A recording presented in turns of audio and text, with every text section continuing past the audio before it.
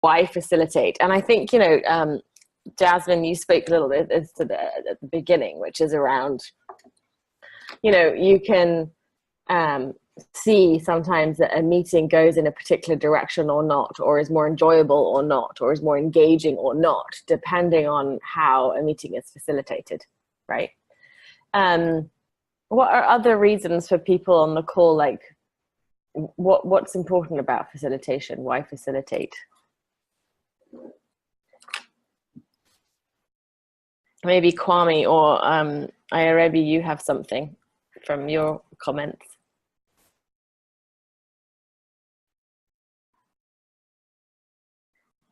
Yeah, I mean, sorry, maybe I'll go first. Sure. So I think from my point of view, I mean, you're facilitating, but I think you're doing so because you are hoping that once you start the facilitation, clearly you should have the objective of whatever the meeting is before you do that. And I think for me, facilitation would mean that, as the name really implies, my goal is that at the end of the day, when everybody leaves that particular meeting, I want them to be able to say that, okay, look, we had this objective, and well, this is where we got to in terms of the objective, but not to come at the end of the meeting and then people are still wondering what was that all about? What did we get what we wanted out of this? So you should be able to, at the very least, have the opportunity to meet the set objectives of whatever the meeting was at the beginning. Yeah, exactly. It's like a process leadership, isn't it? It's like you're leading a process to get to a result that's been promised at the beginning. Yeah. Thank you. I agree, but I also have some minor concerns that if it happens that you already have your set goals where you want to take the team, then isn't it more of directing thoughts to that point you want them to get to? Because there are times that you want to facilitate a meeting and things come up or unintended things come to bear, and then you have to still manage that. Or sometimes you have a meeting and you don't know how it's going to go because you're not trying to find solutions to things, and as a facilitator you do not have the answers. In that case, would you call it something different? In that case, you are not guiding objectives and thought processes to arrive at a common goal. Well, that will be the end when everybody is sort of shared their ideas. Anyway, that's just something I'm thinking about. Maybe we can discuss it more. Yeah, we can. We'll get into objectives a little bit more. I just want to say that an objective doesn't have to be concrete. It can be process objective. So your objective could be for all participants to have a shared understanding of each other's work. That's an objective, right? So if you're in a stage where actually it's just about sharing and learning and there's no particular work to do, like it's not a workshop in that you're producing something or an outcome, then you can have process related objectives or human related objectives, right, as well. So I think you can tailor your objectives based on the purpose of why you're gathering, as well. But we can get more into that as we go along. Anyone else got time for one more? I think the other role of a facilitator is to make sure that everybody has their say, who wants to have their say. It can be very easy in even a meeting of the size you've got there for somebody to leave it having not said something. So the facilitator should notice the person who's not said something, try and sense whether they do want to say something, and then bring them in. It's a sort of almost an invisible speaking stone that you're passing around.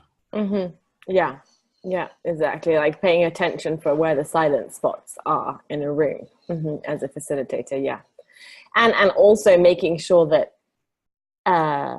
in the design of a meeting or a workshop, or it can be designing a 2-hour meeting, right? Or it can be designing a 3-day conference, that you've factored in that there's time for someone to hear everybody's voice, or for someone else to hear everybody's voice, right? So I mean, I'll talk a little bit more about that as well. Great. So let's just, who's had this kind of experience? Hands up if you've had this kind of experience. I definitely have, right? Like, it just doesn't make you want to go back to that workshop or that meeting, right? So that's another thing, is if you're in a longer haul process, like if you're trying to gather people together, let's say 3 times over 3 months or something like that, the first meeting, if it's like this, do you think they're going to come back? Unlikely, right? Or they'll be like, oh, I'm going to go to that same meeting again next month, right? They're really not going to look forward to it. So we want to make sure that, like, from the beginning, we inspire people. For me, I really think, like, this is when poor facilitation can happen. So what is poor facilitation in your experience? When you've been in a meeting and you've felt like this, what's been going on? Like, if we try to identify what is poor facilitation. Can I say something? Sure. In my opinion, poor facilitation is when the facilitator gets too dominant, in which it starts, usually it comes unconsciously, that he or she starts steering just a little bit too much and dominating the conversation, and then to the point where people are being dictated on what they should be saying, and he or she are saying all the things that you would expect the participant to come up with. And is that, like, so from a content perspective, like, your facilitator knows the content of the discussion as well, right? Yes. Yeah. Yeah, totally. That's and I think that's actually really hard, and this is something to really think about when you choose a facilitator for a meeting. It's a really, really good point, Margaret. So if you choose a facilitator for a meeting and they are content experts as well as a process facilitator, a process expert, it's actually very difficult. I've done it many times, or tried to do it well many times, to hold both hats, to hold I know the content, but I'm going to have to let go of my opinion about the content in order to be focused on the process. It's a really hard thing to jump from one to the other. So, I think often it's better to find somebody who knows less about the content to be the facilitator, as long as they're good, as long as they have good facilitation experience, or they know about managing process. And I think often we think we need to hire someone who's an expert in palm oil or an expert in soy to facilitate, and we really don't. You need to hire a facilitator who's an expert facilitator, and the job of us, the people who hire them, or the team that's organizing the workshop or the event, because there's always a team, is to explain the content and to help with the content holder to the facilitator, right? So yeah, that's a super, I'm glad you said that. Thank you. Anyone else? Yeah, I would say one of the things that can make a meeting look like that is if the facilitator loses sort of control of who's speaking and how often. And, I've seen this happen a lot, and I've also read a lot of research about the fact there's also a gender dynamic to that, which there's a lot of research to say that male facilitators call on men more often than women. The bad news is women facilitators make the same mistake. So, but setting aside gender, I think there's also a real pitfall when one person or two people tend to speak again and again and again, and the facilitator doesn't do a good job of being inclusive. Right, right. Totally. And could you give, Mil, I mean, because I know you're really experienced as well, could you give an example? What would you do? What words might you use, or what would you do that would be the counter of that? Like, that would be the opposite of that. It would be the good way. Meaning, if I were in the room as a participant and noticed it? No, as a facilitator. Yeah. Mm-hmm. Usually I'll, there are a few things also I recommend people do as facilitators to keep track of who's speaking. And this is a protocol that actually, very interestingly, Harvard Business School has just started doing this, where they're requiring professors to keep track of who they call on, because they had a real problem with female students not getting called on. And sometimes I say it can be as rudimentary as little hash marks or little, whatever your strategies are, or name tags that you move forward and back if somebody has already spoken, that kind of thing. But if in the moment I see someone has their hand up repeatedly again and again, or is going on too long, I'm not proud, or I'm not an expert, but I will frequently say things like, I appreciate that you have a lot to share. Let's take a pause for a second and let's make sure we hear from so-and-so over here, and I'll invite someone to speak who hasn't spoken, but I don't pressure them. And I'll say things like, so person X, are you interested in sharing something? Or how about you or you? And usually I'll get other people offering to speak. So that's just one small step that I usually take. Great. And I just want to highlight two use of language there. One was appreciate. So to the person that you're trying to stop talking, you first of all have said, I appreciate you. Really important moment there. And then you said, and I invite you to pause, which is not a shutdown. A pause means we may come to you, we have time, but I'm not shutting you down.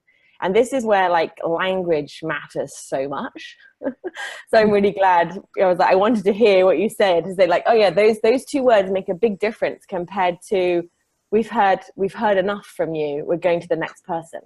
That's just everyone in the room gets picked up if a facilitator says that, because everyone's we're being controlled, right? Rather than invited, appreciated, paused. It's very different, very, very different feeling.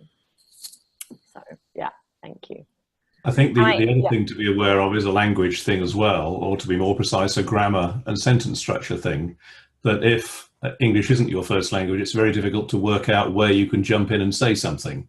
So the job of a facilitator is to help that to happen. And oddly enough, now we're on an online call, it's often easier to do that in this sort of context than it is when you're in a room with a bunch of people. And I had a French speaker on a regular group that I used to take part in, who said that was the most important thing she enjoyed about those groups, was that she was invited to speak rather than always being on sort of edge of a cliff waiting to jump in, not really knowing what the sentence structure was that would allow that. So I think that's another thing to consider. And onto a broader point, we shouldn't only expect to do this through meetings. There should be other ways of people contributing ideas. And particularly if you're an introvert, and I have a theory that a lot of people in sustainability are introverts because they've pledged their work to the world, and the world's never going to say thank you particularly. So there are introverts, I would guess, to a greater proportion in our field than elsewhere, and you need to offer other things than meetings for them. Could you give an example of one such thing? As well as having that terrible word brainstorm, as well as having a meeting, a workshop with people all in the same room, offer them an online discussion board as well. So if they want to sit there and hone what they say to the finest language, they can spend as long as they like doing that, and they can contribute at 5 past midnight if they want to. And it becomes a sequential discussion that way, rather than having to be in the room and barging away in front of all the extroverts. Yeah, great, thank you. So lots of experiences of meetings like that. I think one of the things that I just want to highlight here is that when I first started working with the UN, I was in quite a few meetings like this, and one of the things that drove me bonkers was like the fact that we never honored the breaks, and so my body never got to move. Right? If you're sitting down and the breaks are not honored, and you've planned, say, half an hour in the morning, an hour for lunch, half an hour in the afternoon, whatever it is, you can't become overwhelmed with your own sense of like, I can't move, I feel stuck, I feel all those things, and you just stop listening. People stop listening. So for me, like honoring people's break time and giving them a chance to move is really, really important as well. So what we're looking for is, when you have a well-facilitated meeting, we want to have moments like this, like people standing up, moving, people smiling and engaged. I think it's meant to be dynamic, right? The worst kind of meeting is when people just have sat in the same seat the whole day and haven't moved around or been somewhere and done a different exercise somewhere else, or engaged and talked to at least 5 different people, that kind of thing, right? So what do you think makes that possible? What do you think makes meetings like this possible as a facilitator?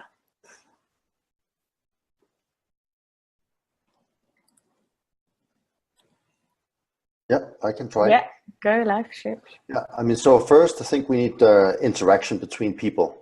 So not just one-way communication, and if you have a large group, then we are also using some methodologies to break people up in maybe in 2s or 3s and let them discuss, and then maybe a round table of 8, and then you go to the plenary that allows kind of everybody to get their own discussion going and be heard in the little group, and possibly the ones who never say anything, they have the best ideas and they find their way to the plenary. So I also think it's very important that people feel engaged in the topic. So in the pictures before, I think it could just be one-way communication, which is with or about what is important for the presenter and not necessarily for the audience. Right. So I think you need to create, connection between the audience and the topics that you want to discuss. So yeah, right. Two things there. Totally. Yeah. So like breaking up and how the dynamics of conversation work so that people get to talk to each other. Right. And actually, you made me think about, I kind of have an unwritten rule where nobody's allowed to present for more than 15 minutes. 15 minutes is the maximum time that people can sustain good, active listening to one person. And so every time I'm briefing anyone for a meeting, it's like, you have a maximum of 15 minutes. That's basically 12 slides. And I time them.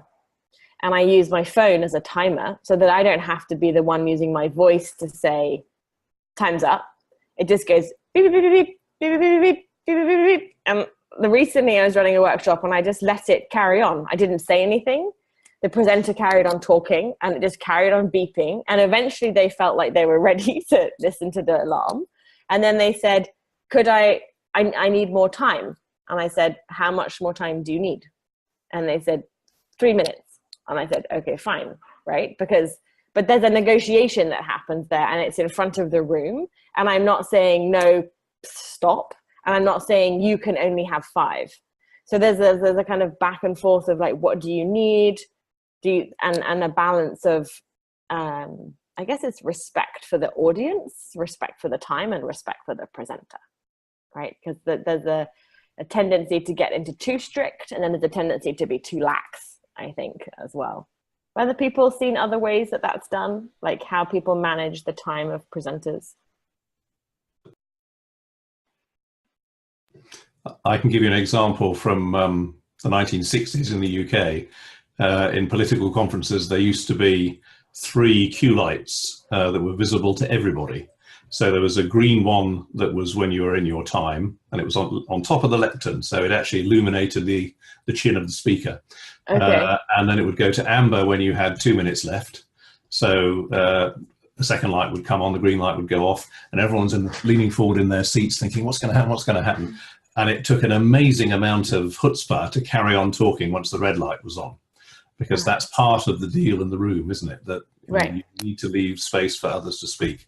So it sounds cruel, but actually if that's the contract, which is for everybody and equally imposed, then it works very well.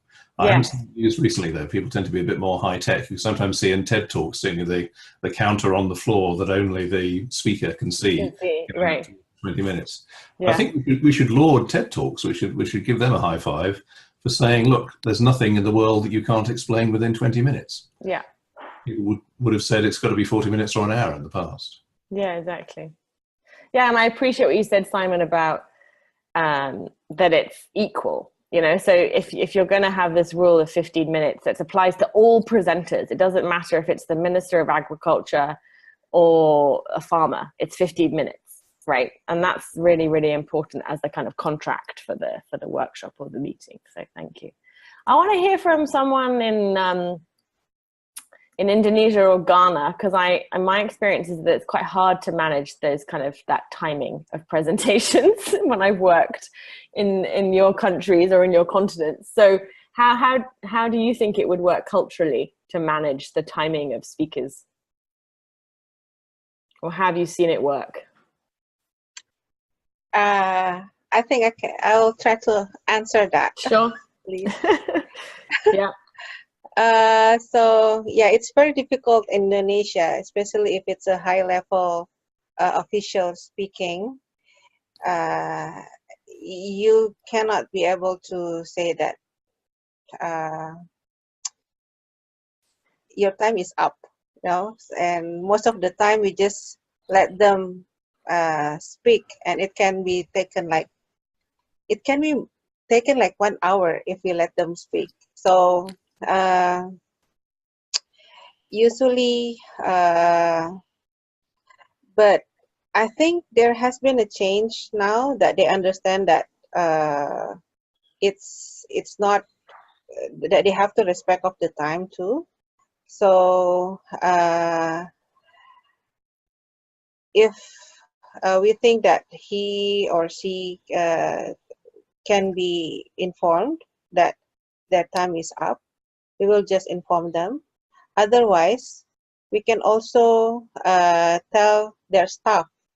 They always have an adjutant or something like that can signal them that the time is up. But that's also not, sometimes it's not working, because sometimes the adjutant feels,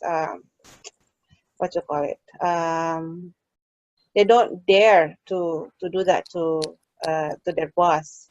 Mm-hmm. So yeah, it's a tricky situation. Sometimes you just have to make gestures that say your time is up, but it's yeah.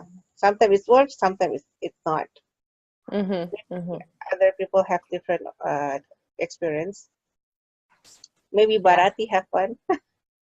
Thanks, Rini. Yeah, let's see. Bharati, what do you think in Indonesia? How can you manage the timing of speakers? Is she still with us? I think she might have dropped off, actually. Hi, can I say something about? Yeah, sure. Sure. I think so. I think, I mean, just as was in Indonesia, I think when it's a high level person, I think it can sometimes be a challenge. Mm-hmm. What I've seen people do in some of the workshops where they have been able to manage the time, especially for high level people, has been that at the very start, they try to let, everybody know that, well, because normally what you do is that you have a session maybe for just high level, right? So normally it's at the introductory parts, and they have speeches, or they give some idea of the expectation at the beginning. And so what I've seen happen quite recently in some workshops has been that people have indicated at the very beginning that, well, we have, let's say, 30 minutes for a high level session. And then they start off with who, or probably people that they think are more efficient with time. So if, for example, they have about 3 different speeches in a 30 minutes, they normally will start with the person who is more efficient with the time, and that sets a tone for the rest of the people that follow. And I think that in most cases, I've seen that at least it works better than when they have allowed the person who would probably set a bad example to start, which then of course would go into eating the time of others as well. So that is what I've seen recently that I thought was probably also quite well done, and it's helped to keep them within the time allotted to them in that regard. Cool. Yeah, that sounds like a good strategy. It's like modeling, right? Choosing your model to go first, right? That's a new one for me. I like that one. Thank you. Would that work, Rini? Do you think in Indonesia, if you chose someone to go like the model? I will try. I'll come back to you, Kwame. Yeah. Okay. I will try. Maybe it can work. Like, I will try. Yeah, Kwame. Okay, so what I've seen in other cases is that the moderator or the facilitator usually stands somewhere that the one speaking can see him. So usually he will stand at the back, and then he will signal the person without, an outburst like, you have 2 minutes left. Sometimes it makes the people confused, and they have to gather their thoughts and figure out, okay, so how best do I complete this? They signal from the back. That's one thing I've seen. But or in cases where you have lively discussions, what I've witnessed is sometimes then you need someone who is process expert to, sometimes you have to put your foot down and say, okay, let's wrap this up in 2 minutes. I want you to pull all your points, down, and then we can argue after the break, or we can, discuss further after the break. And that has also worked in some cases. So depending on whether it's a speaker or it's a lively discussion, the process is a bit different. Yeah, totally. Yeah. And Lisa, if I could add, I work a lot. I haven't had the honor to work in Indonesia yet, but I do work a great deal in Africa. And I would agree with my Ghanaian friends that strategy does work well. The other thing that I've increasingly been able to do is more and more, even at the minister level, they are using PowerPoints and so on.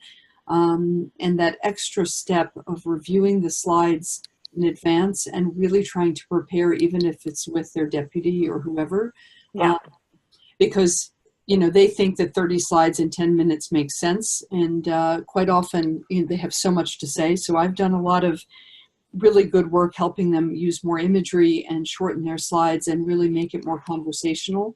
And then the final strategy I've used at the minister level, which worked better than expected, was rather than have them do a presentation, we did what I called an Oprah style interview.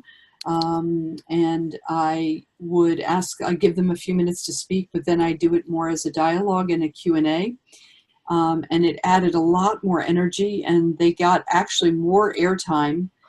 And I think it allowed them to speak about things in ways that were less formal. And we even in some cases got some personal stories that added a backdrop to their specific remarks, and that worked also really well. Yeah, great. That makes me think of 2 experiences. One, which was actually, Rini, you'll remember this. In Indonesia, we did that at the last workshop with the officials, Indonesian officials. We had Oprah-style interview, and then actually from the floor, we were gathering questions and feeding them to the interviewer up at the front, so that the questions from the floor were also being brought in. So we had prepped questions that the panel, the people sitting in the armchairs with their water had been previously advised, and then the facilitator was also a filter, so that we were managing not having these people being embarrassed in front of a international room of 150 people with difficult questions. So there was also a filtering going on. So there was all sorts of things being managed in that process, while it was still a lot more engaging. So I'm glad you said. Do you remember that, Rini? Right? Yes, I remember that. And Pierce was a very good facilitator at that time. Yeah, so you have to choose also the right person at the high level Yes. people trust, right? Yeah. Yeah. And then also just like one time I was facilitating a workshop in Pakistan, and we were working with WWF actually, Margaret, in Pakistan, and we had 20-minute presentation from the Deputy Minister of Agriculture, and he turned up and he had 172 slides, and luckily, my colleague from WWF Pakistan knew him very well, so I wasn't the one who was like, and he just literally sat there with him, an hour before the workshop, going through his slides with him, delete, do you need this one? No, delete, and I think we got down to about 30. But that, like you said, Mill, that managing in advance of what the slides actually have is a really, really helpful strategy as well in many of these countries. There is that great rule, isn't it, that every PowerPoint presentation should have a slide where you stop and say, if you only remember one thing from this presentation, remember this. Yes. I always say that to people because often they can't find that slide in their presentation, so they go away and rethink it. Exactly. But very often, I guess my golden rule is don't try and stuff too much in. And your 170 slide presentation is a very good example of the opposite. And if you just say to them, okay, what's the single focus? That can then make it much easier for them to speak more briefly and more authentically, because the single focus will be what they really care about. They've often been bullied into having another 100 things in there as well. So being able to say, I can release you to talk about the most important thing to you is a great gift if you can get away with it. Totally. And that is a very nice segue into my next slide, which is, if you only if you only remember 3 things from this workshop, you're only allowed 1. No, 3, and you're allowed 3. So they are these things. So the first one is about being prepared. Okay, so, and I'm going to go into more detail on each one, but really the art of preparation makes all the difference for the team, for the facilitators, for the participants. So that's the first of 3. The second one is that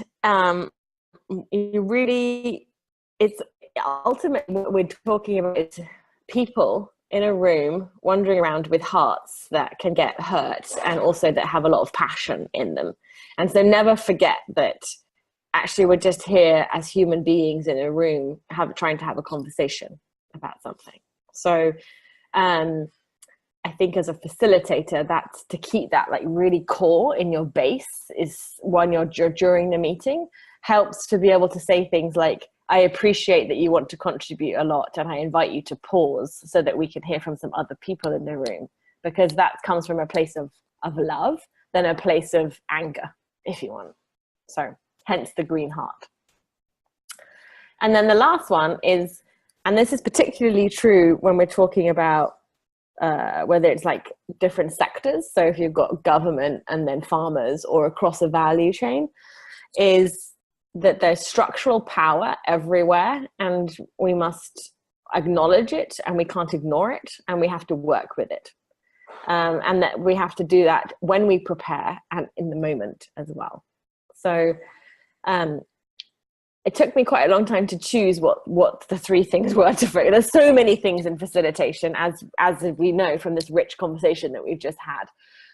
But I just want to say, like, the art of preparation, that, we want to extend care and compassion to all the humans in the room, and that there's structural power everywhere and that we need to acknowledge it and work with it.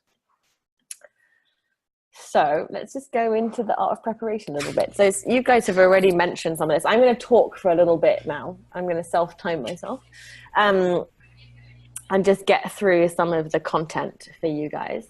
So the first thing is around objectives. So I think we talked a little bit about the difference between an objective where you're trying to create something, let's say like you want to agree on a roadmap by the end of the workshop, versus an objective which can be as simple as, I want to understand your work better, like for people to understand each other's work better. So you can have process objectives and you can have content objectives, you can have relationship objectives, you can have all sorts of objectives. The key thing is that they drive everything. So when you're talking about the art of preparation, that's like step number one, get clarity about the objectives first.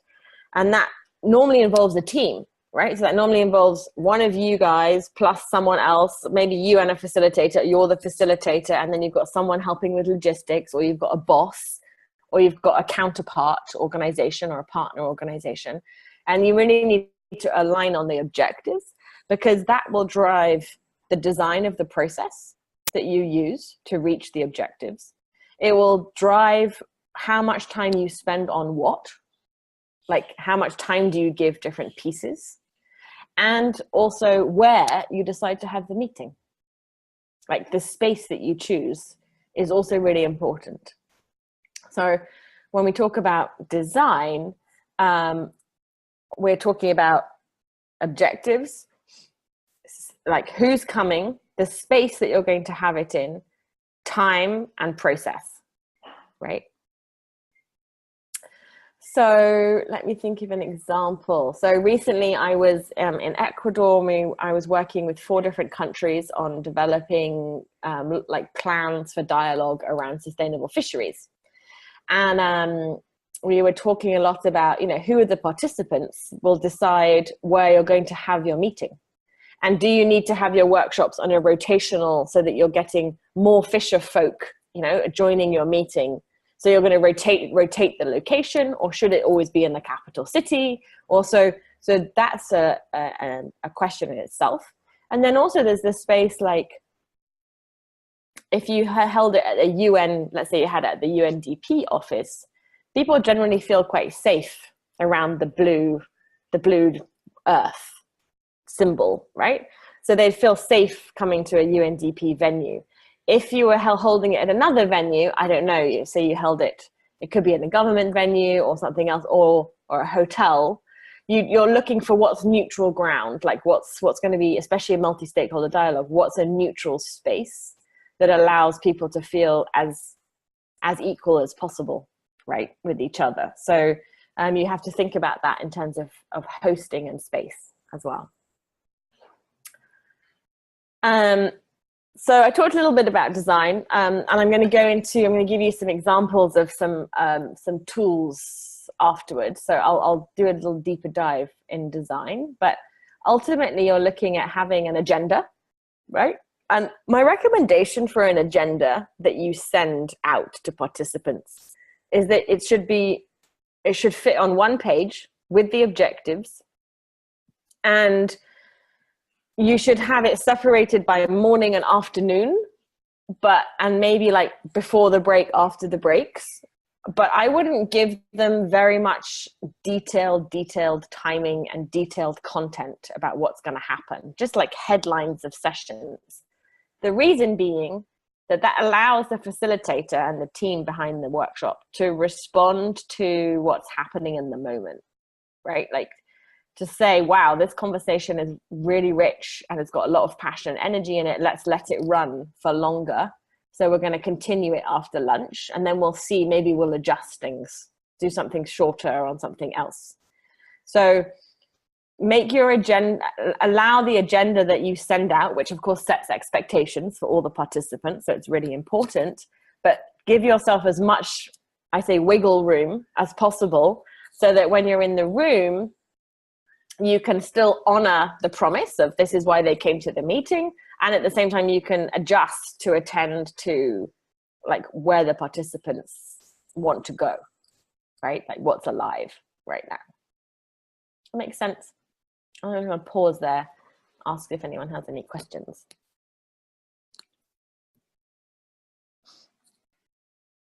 Can you touch a little bit on the design? Yeah, I will. I'm going to do that in a minute. So let me jump on through for sure. So once you've got your agenda, you will want to have, as a facilitator, a more detailed facilitation notes. And this is literally, you know what's happening 5 minutes by 5 minutes by 5 minutes by 5 minutes, literally throughout a whole week or a whole day or all 3 days.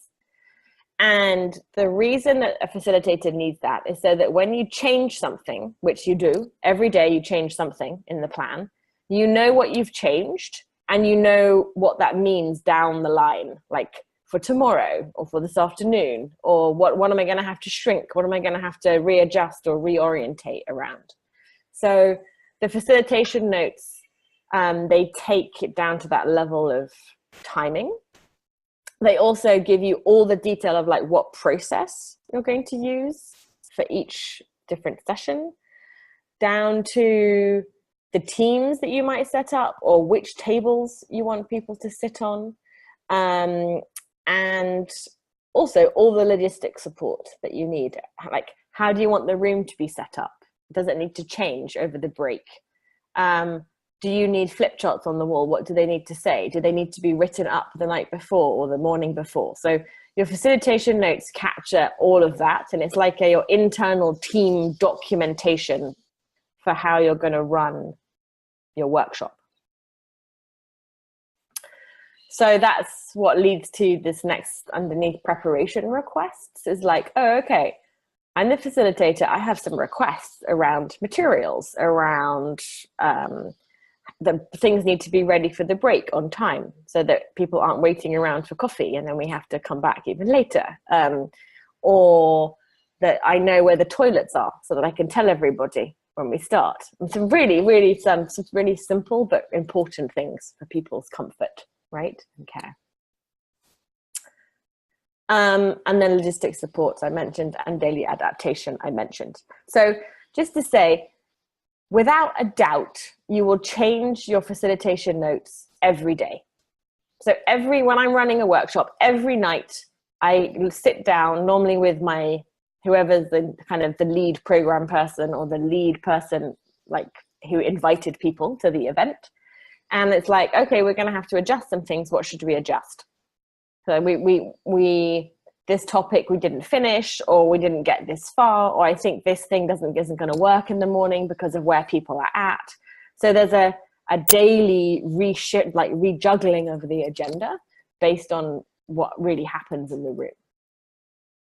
So just to know that and not feel like that you're a failure or that you did something wrong, that's just completely normal. So just to expect that to happen, and don't commit to doing any work in the evenings for anyone because you want to do that. Yeah, so just on purposeful design, I'm gonna give you dive into some examples of what I would call methodologies that you can use. But before I do that, I just wanted to let you know that there's all of this already on our Google Drive, and I'll send you the link for this folder, which is called Facilitation, which has, for example, a facilitation notes template here, different like ways that you can do energizers. So normally like post lunch, everybody gets a little bit sleepy, you know, because they've had some food and it's afternoon and everyone's a bit more relaxed. And so this is full of ways that you can in 5 or 10 minutes get some energy running through people, get people moving, feeling alive, laughing, etc. And then there's many other things in here, as you can see, and I'm going to just dive into a few of them. The first one is the power of the humble grid card.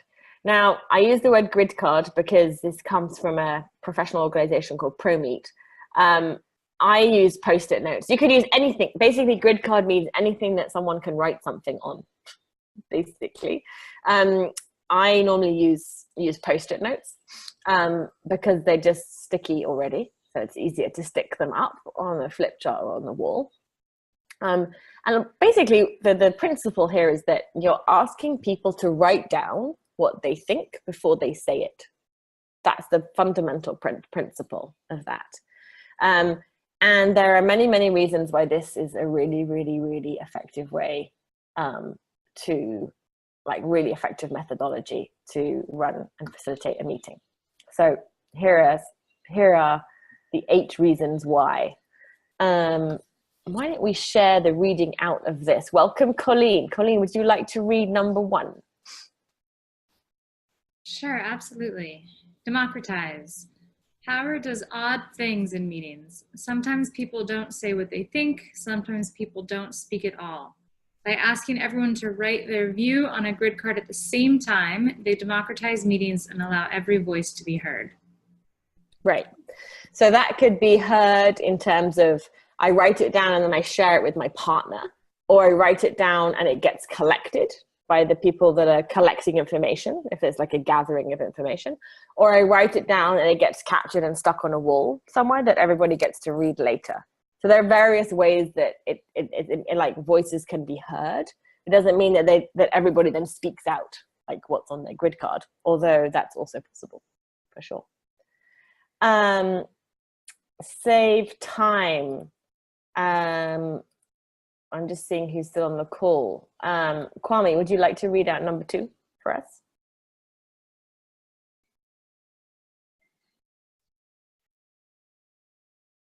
So save time. Some people are long-winded. They take a long time to make a simple point or no point at all.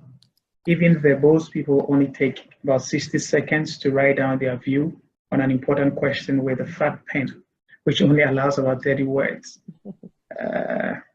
Oops, this thing is blocking my view. Let me shift this up. Okay. Yeah. Grid cards, cut, waffle, and save time. Yeah. So I think that speaks for itself. So number 3 is diversify. Winnie, would you like to read that one out for us?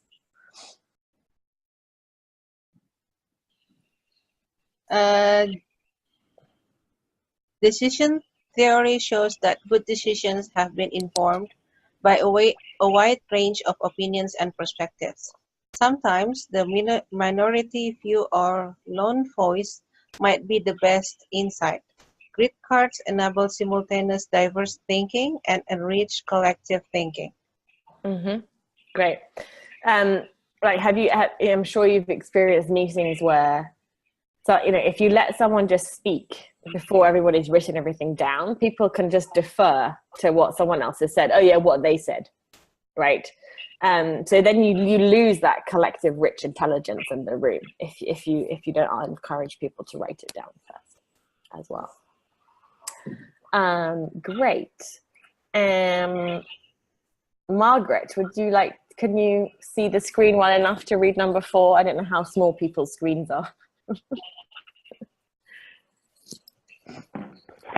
Yes, I can read it. Great. Unify and focus. It can be hard, especially in larger meetings, to focus everyone's attention on the same thing at the same time.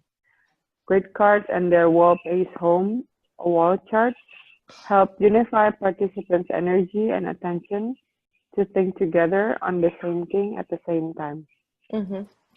So thank you. So one of the things here is that often you'll have a session where people write it down and then it gets stuck up on a flip chart or on the wall, and that can be done like in a way where it's silent and then everybody goes and reads what's been put up there afterwards, or you can have everybody sharing one at a time and then sticking it up. So it depends how many people and how much time you have, like how you manage that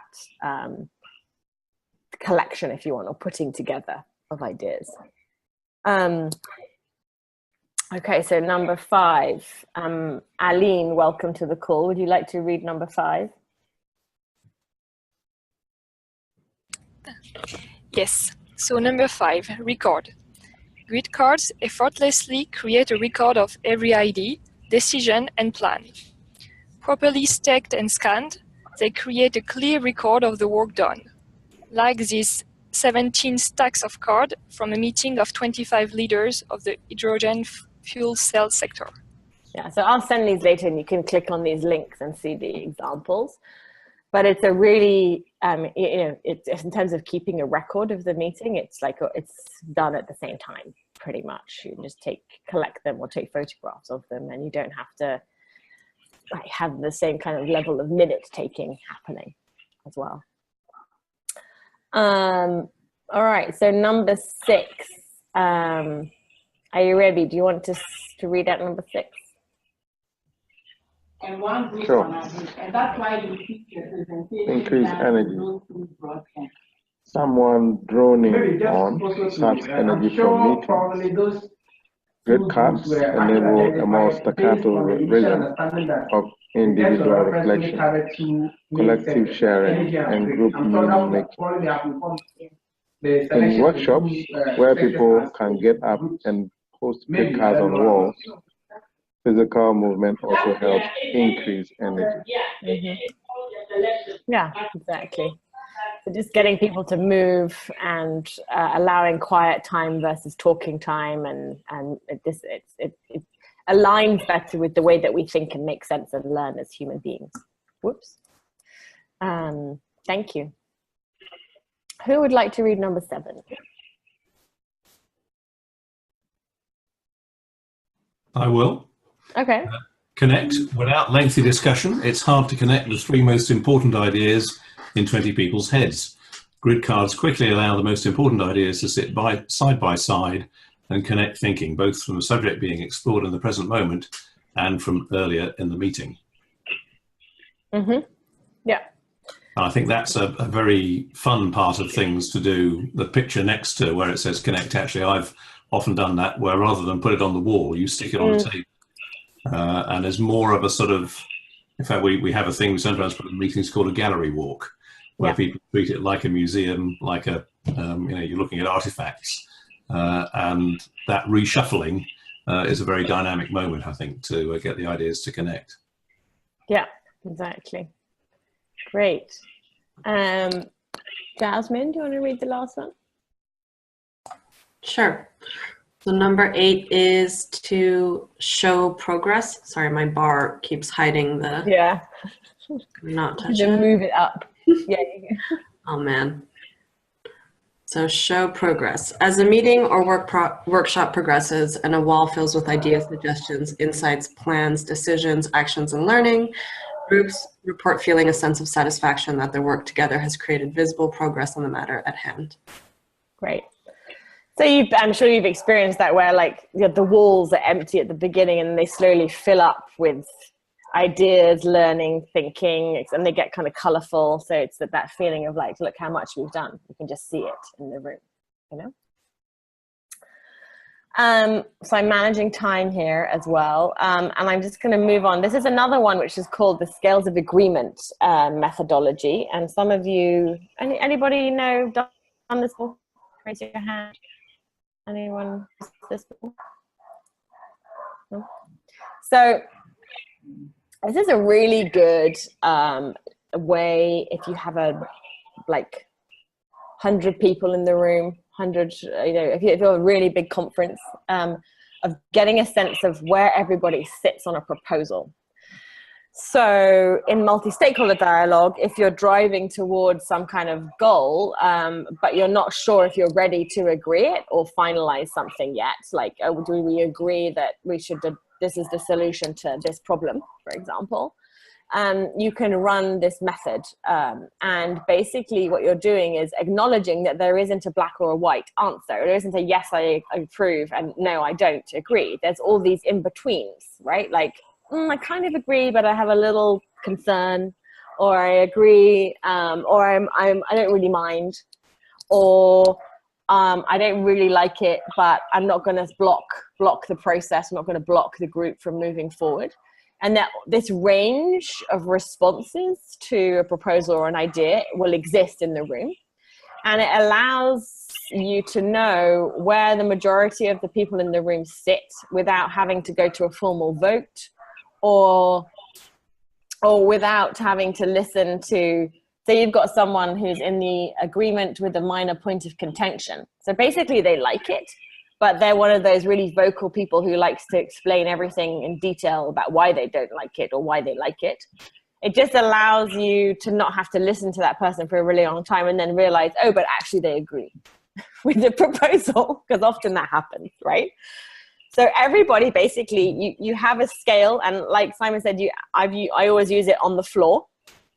If you have some stairs, it works awesome on some stairs. And you print out the different like levels of agreement, and everybody writes down their name. Or you can make it anonymous or not. You can ask someone to write their name, depending on what's important at that moment, or for the meeting. And then, yeah, people just put where they are. And then you get a sense and you can see like, oh, we're all clustering around green, we're on track, and we just need to address some of the issues that are coming up. So I don't have time to go into this in more detail, but the meeting method card that I've shown you is on the Google Drive, so you can have a read of that. And I'm here to answer your questions afterwards as well. And then this is just a screenshot of the facilitation notes template that I said is also on the Google Drive. So just like, it's a template you can use to say, oh, you know, okay, we've got time. What's the session? What's my objective? What's the process? What are the supporting materials? So there's a template for this that you can adapt and change and use on the Google Drive as well. Okay, I want to jump into some stuff around power. I'm sorry, I'm steaming through. Let's talk about structural power briefly. So this comes from, this is a thing called the sites of shaping, that we are all, everybody in the world gets shaped by power that exists at these different levels. So there's us in the middle, and then there's a family or intimate network, and that we could come from a family that's very patriarchal, right? So we've got power going on where the man has more power than the woman, or the father has more power than the mother, or it could be the other way around, depends on your family. Also in that side that you could have age power, so the eldest has more power than the youngest in terms of siblings. This is just all ways that power exists structurally, right? Then in the level of community, let's hear a little bit like in Indonesia, what are some of the structural community power systems that exist? Just one example.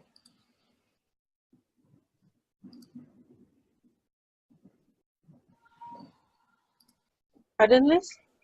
What are some of the structural power systems that exist in communities in Indonesia? Like, I imagine you probably have a chief. Do you have a chief? Yeah, in the we have like community leaders, religious leaders also. So those are the people that the community look up to. And then I think then we have the man, and then the woman, and then the children. So I think that's example of structural powers that we have in Indonesia. Great, thank you. Yeah. And so that applies at an institutional level too. So as you just mentioned, really, like religion is an institution that would sit in that area. So there's structural power around institutions, like the government. Does the government as an institution has more power than farmer organizations often, right? Also, you could have educational structural power. So I went to this university, you went to this university, therefore somehow I'm more powerful than you, right? Then the next ring out, social norms, historical forces. So issues around gender, as you mentioned, Rini, or around race. So all the structural power that comes with the fact that the most privileged person on the planet is a white man, right? And then there's layers beyond all the way down that go from there. And that's just real. That's just the world we live in. So we don't want to ignore it. We want to acknowledge it. And also spirit and landscape. And this can be like in a lot of the work we do in multi-stakeholder dialogue, if you want your farmers to come in from the fields, that's a very different place than the city. So just think about that, like who's moving from where to where in terms of power and how comfortable people feel in that space as well. So I just wanted to like name it, because as facilitators, one thing we have to be is super aware of it. So if you're going to a new country and you're not aware of the structural power, my advice is to like ask a local or ask your counterpart so that you understand a little bit more about what's going on in terms of structural power. And this applies to all humans, this particular map. But we're also often working in the value chain And so we have another level of structural power that we need to attend to. So this is, you know, if we just look here, that just in terms of the economic power and the controlling of the food system, it just gives you a sense of like retailers in terms of economic power, food companies in terms of purchasing power, traders and processors in terms of minority power. Like there's so few of them, like there's, you know, three of them that control 90% of global grain trade.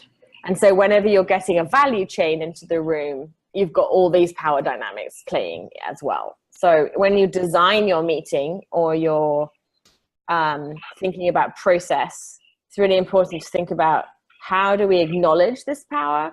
How do we bring people to the meeting as humans? And also maybe sometimes we just have to separate it. Maybe it's, you can put people in teams where all the producers are together, or you're having a session where all the women get together and then there's men in another room.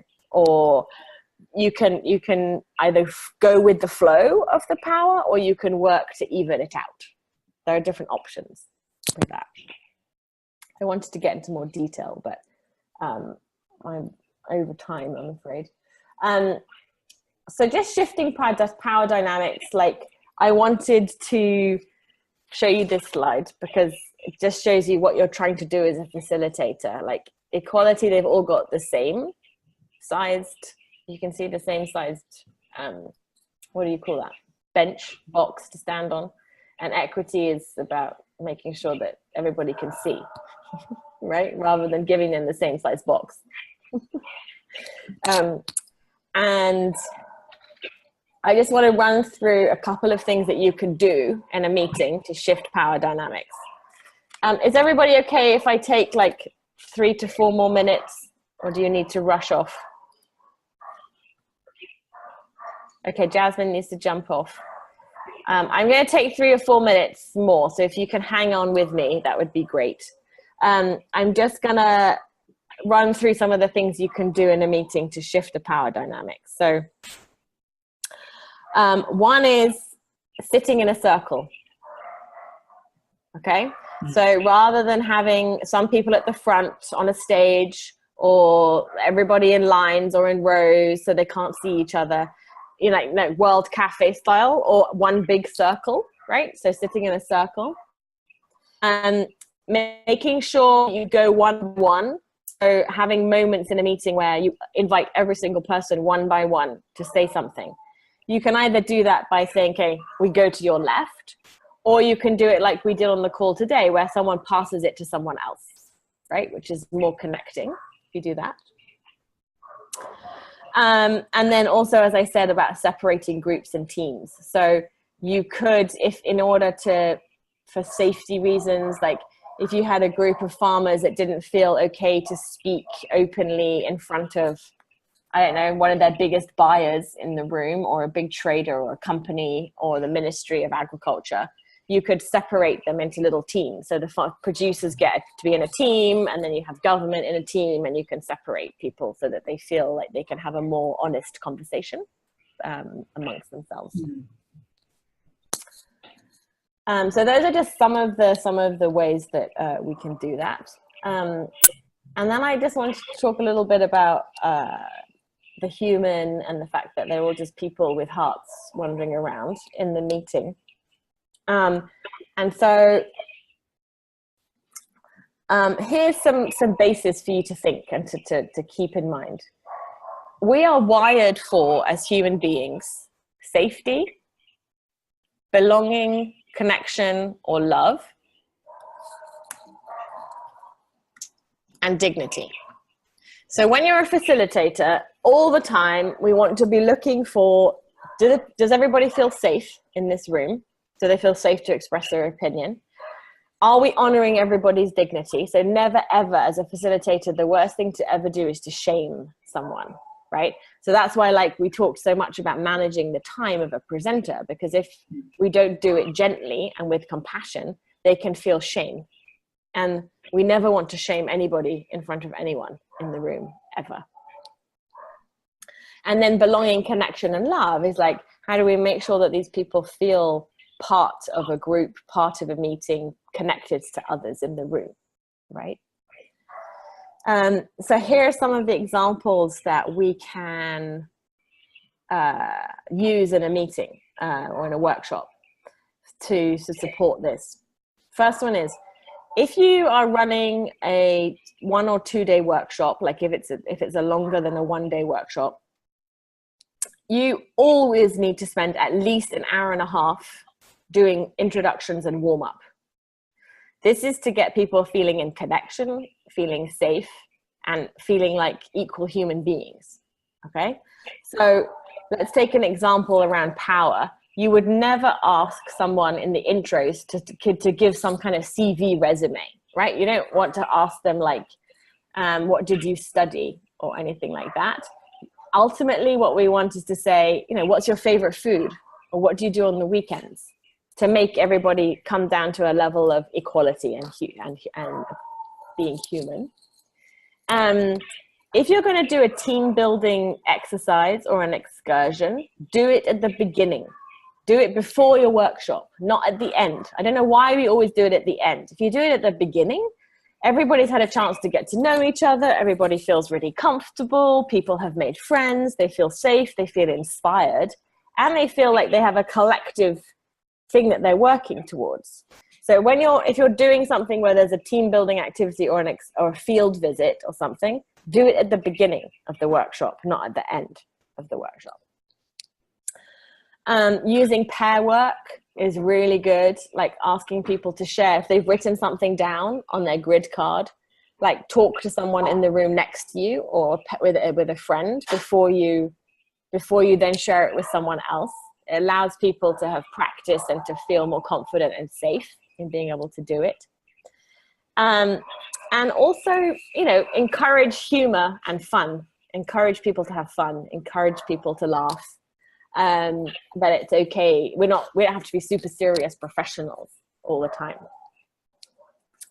And there are many other ways to do that. So this is a taster for you. And if you have questions, you can always ask me what they are. So just to wrap up, how are we good facilitators? As a facilitator, it's not about us. It's not about me as a facilitator, right? It's about everybody in the room and the objectives. So we have to get ourselves out of the way, which is why that point that was raised earlier about if you're a content expert, right? I think it was your point, Margaret, right? If you're a content expert and you're facilitating, it's even harder to get your own self out of the way, right? Then the art of preparation, as I said, so that the design, the agenda, the objectives, the design of the agenda, the facilitation notes, all the logistics, the space, all the who's participating, etc. Then how we show up matters the most. So 80% of communication is body language and 20% is what we say. Okay, so how we are as a facilitator, are we feeling grounded, open, alert, alive, energized, excited, will completely change the feeling of the room compared to someone who arrives feeling sad, worried, anxious, tired, right?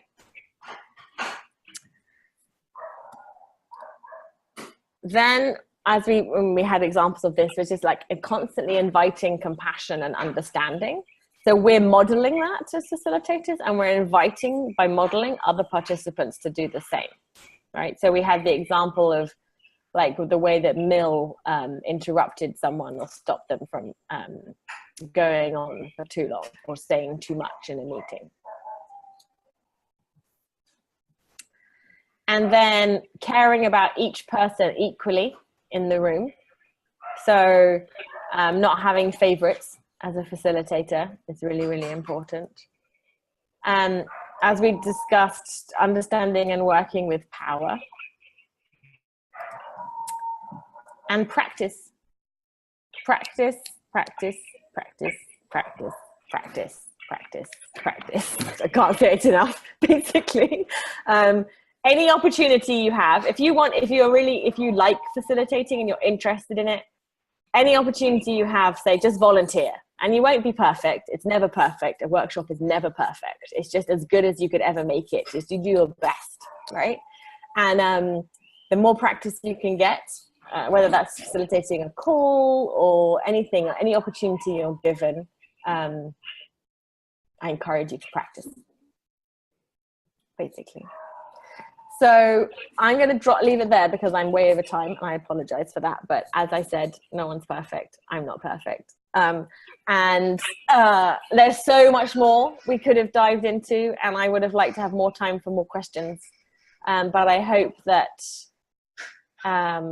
this was useful for your work, and I'm here running this stream for the year. So if you have questions or you want to chew through some ideas, get in touch with me. And I have a bit more time. So if anybody really wants to stay on the line and wants to ask a question or has something really important that they want to know, I'm happy to stay on the line. And if you need to go, then you can go. So it's a kind of semi-ending to the workshop. Thank you, everyone. Thank you. Thank you. Thank you, Lisa. Thanks. Bye. Bye. Thank you, guys. Really Thank useful. Bye-bye. Bye. You have a question, Renee? Yeah, I have a quick question. Okay, great. Is it going to, are we going to have like a continuation to this, or this is it? At the moment, this is it. We're running it in Spanish again, in a couple of weeks.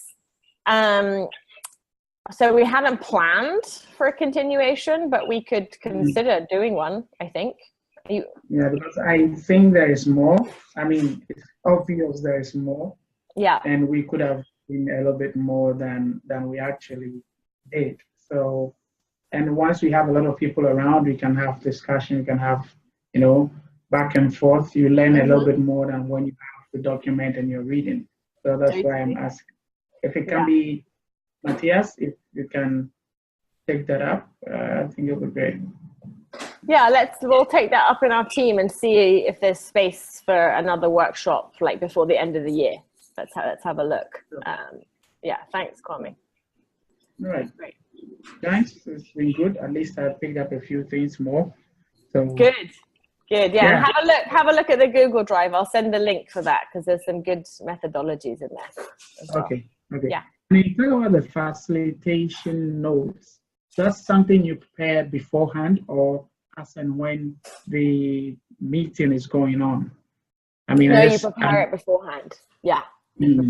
So normally I probably do 3 drafts. So I first of all agree the objectives with the whoever's in charge of the meeting, like the owner of the meeting.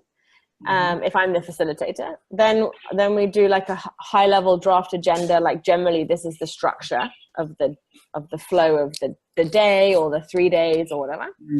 And then I do a draft facilitation notes and I send it, and then we have a call to discuss them. And then we adjust based on, because then you'll have some participants drop out, so you have some new ones, so everything changes all the time. And then I normally final version, print it out, take it with me to the meeting, and then I'm adjusting by hand like every day as we go. Yeah. All right. So thank you. Good. Have a nice evening in Ghana. Thank you for joining. Thank you, Wami. All right. Thank you, Lisa. Thank you. See you.